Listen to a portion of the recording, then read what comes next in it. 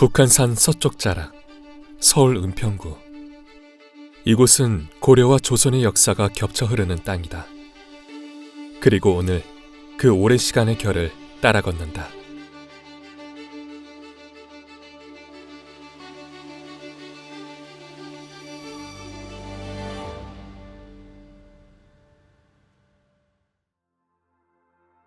고려와 조선, 두 시대의 발자취가 교차하는 이 땅. 북한산을 배경 삼아 불교와 유교, 전란과 피신, 권력과 신앙이 얽혀있는 길목이다.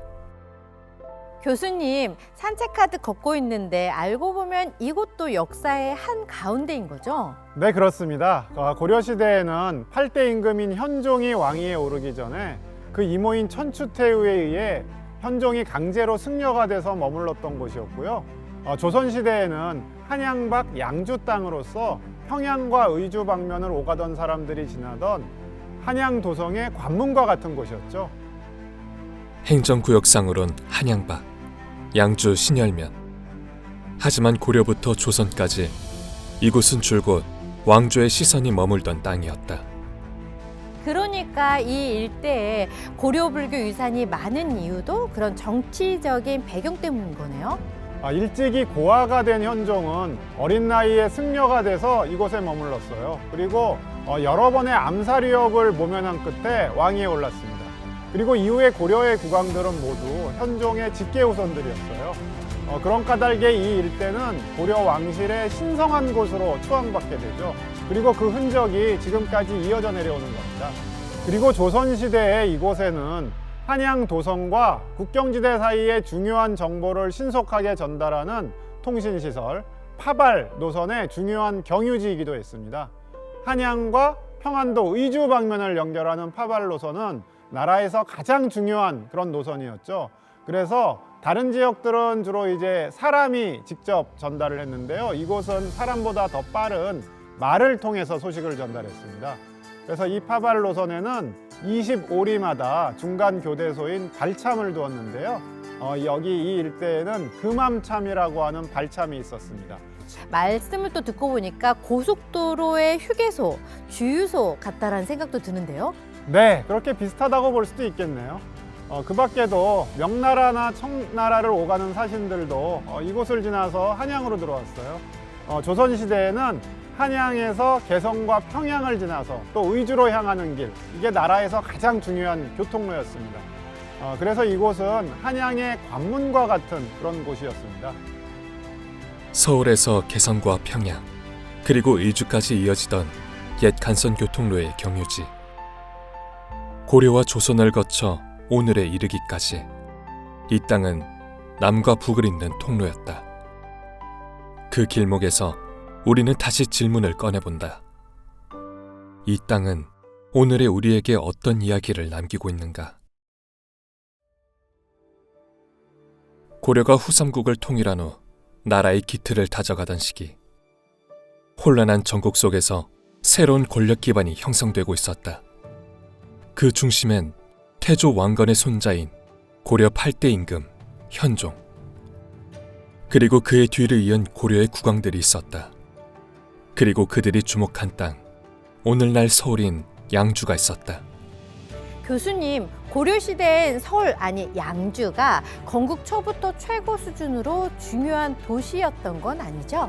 고려 건국 초에는 오늘날 북한 개성 지역이 수도인 개경이 되었고요.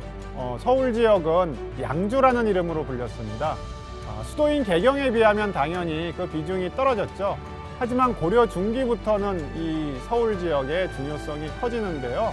오늘은 고려시대에 왜 이곳을 주목해서 기존의 양주에서 남경으로 승격해서 이름이 바뀌었는지 그거에 대해서 한번 살펴보죠. 태조 왕건이 후삼국을 통일한 후 지방제도를 정비하는 과정에서 양주라는 지명이 처음 사용되었다. 이후 고려 6대 임금 성종 때 이곳은 개경을 보유하는 동쪽 거점이 되었다. 현종과도 관련이 있다고 들었어요.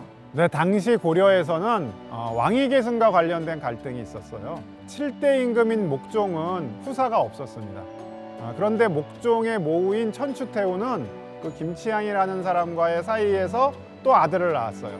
그러니까 목종의 동생이 되겠죠. 네. 그 아들을 목종의 후계자로 삼고자 했습니다. 당연히 이 아들은 왕씨가 아니고 김치향의 아들이니까 조정의 신료들 중에는 반대하는 사람들이 많았어요.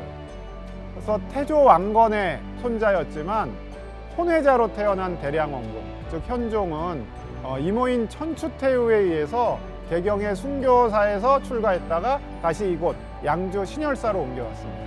신열사, 바로 지금의 진관사를 말씀하시는 거죠? 네, 맞아요. 천추태후는 사람을 보내서 대량원군을 제거하려고 하죠. 왜냐하면 바로 천추태후와 김치향 사이에서 태어난 그 아들을 왕위에 올려야 되는데 대량원군이 있으면 이제 방해가 되잖아요. 그래서 대량원군을 제거하려고 했는데 그때마다 이제 실패를 합니다. 결국 나중에 강조라는 사람이 등장해서 바로 김치향 세력을 제거하고 대량원군을 왕위에 올려주게 됩니다. 바로 그 임금이 고려의 이제 8대 임금인 현종이죠. 하지만 현종은 왕위에 오르자마자 거란의 침략으로 위기를 겪는다. 거란은 왕위 계승 문제를 빌미로 고려를 침공했고 강조의 방어군이 크게 패하자 현종은 남쪽으로 몽진을 결정했다. 나주까지 이어지는 긴 여정 속에 도봉산 도봉사에도 하룻밤을 머물렀는데 나주까지 가는 중간에 심한 고초를 겪었다. 현종의 몽진길은 결코 녹록하지 않았습니다.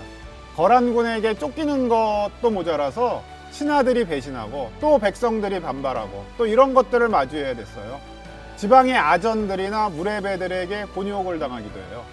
그런 고충을 겪는 중에 공주에 가서는 다행히 그 공주 절도사였던 김은부라는 사람은 또 현종을 아주 극진히 대접합니다. 거란의 침략이라는 위기를 극복한 현종은 고려의 평화를 정착시킨 군주로 기억되었다.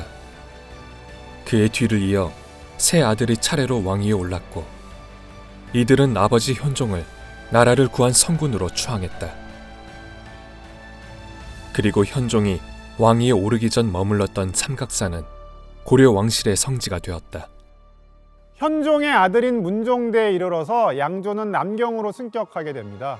그 문종의 아들인 숙종은 한 걸음 더 나아가서 남경을 대대적으로 개발하고 또 궁궐까지 건설하게 됩니다. 그럼으로써 남경이 서경, 동경과 함께 이른바 삼경체제의 하나가 돼서 남경은 명실상부한 고려의 부수도가 됩니다. 그런데 흥미로운 점이 있어요. 바로 이 남경 궁궐의 위치인데요. 오늘날 경복궁하고 청와대 그 자리에 바로 남경 궁궐이 있었습니다.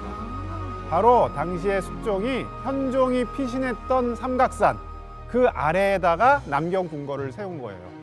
이건 단순히 지리적으로 선택한 것이 아니었습니다. 숙종은 자신이 현종의 적통 후계자라는 것을 분명히 밝히고 싶었던 거예요. 왜냐하면 숙종은 자기 조카 헌종에게 왕위를 빼앗아 즉위한 인물이에요. 숙종에게는 어떤 자기가 진정한 고려의 국왕이다라고 하는 그런 정통성을 입증할 상징이 절실하게 필요했어요. 그러니까 자기의 할아버지, 위기를 극복한 성군 현종의 권위가 더욱더 필요했던 거죠. 현종과 그 후계 임금들은 삼각산을 현종의 목숨을 지켜준 신성한 곳으로 생각했어요. 그래서 삼각산에 있던 사찰들은 고려 왕실의 후원을 많이 받게 됩니다. 그리고 그만큼 권위가 또 높아지게 되는 거죠. 정리를 하면 현종의 즉위와 후계자들의 왕위 계승이 결국 이 지역을 나라의 중요한 신성처로 만든 거네요. 삼각산에 있던 사찰들은 그 신성함을 지켜주는 장소가 된 거고요. 오늘 우리가 걷는 길은 고려 왕조의 근간이 되고 또 깃틀이 다져진 그런 역사의 현장이라고 말할 수 있습니다.